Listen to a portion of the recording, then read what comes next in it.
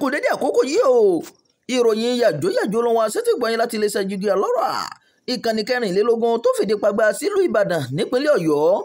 Imam Abdulwaheed ni oníròyìn yìí wọ́n ti kó ọmọ Nàìjíríà 43 tó há sí Libya padà wálé o.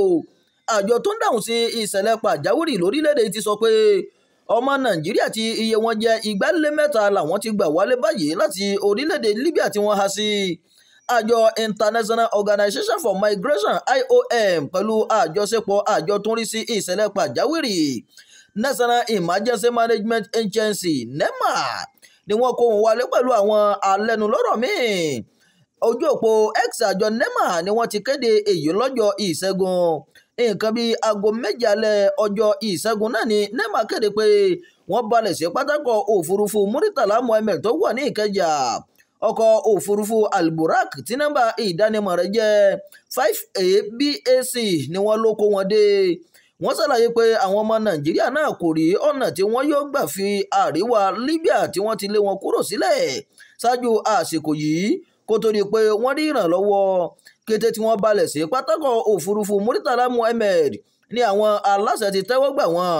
Àgbàlagbà ọkùnrin tí wọ́n jẹ́ 50 níye, àgbàlagbà obìnrin 16, ọmọdé 29 àti àwọn ọmọ 28 ni àwọn èèyàn náà.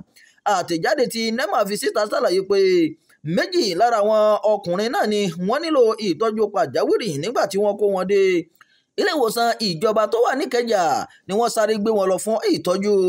Gẹ́gẹ́ bí NEMA ti sọ, ìròyìn yàjóyàjó fún ti àkókò yìí kò ní jù báyìí lọ. Ẹ má gbàgbé láti subscribe sórí ìkànnì Jígí Alọ́rọ̀, ìkànnì 24 tó fìdí pagbá sílùú Ìbàdàn nípínlẹ̀ Ọ̀yọ́. Imam Abdulwaheed ló ti jábọ̀ ìròyìn láti ìlú Ìlọrin ìpínlẹ̀ Kwara.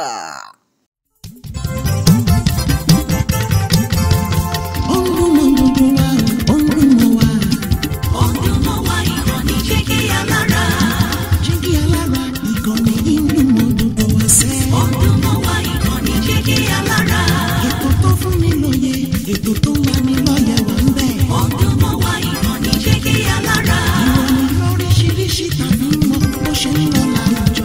Ọdún mọ́ wá ìkànnì Jígí Alára. Ìkànnì Jígí Alára. Jígí Alára. Jígí Alára.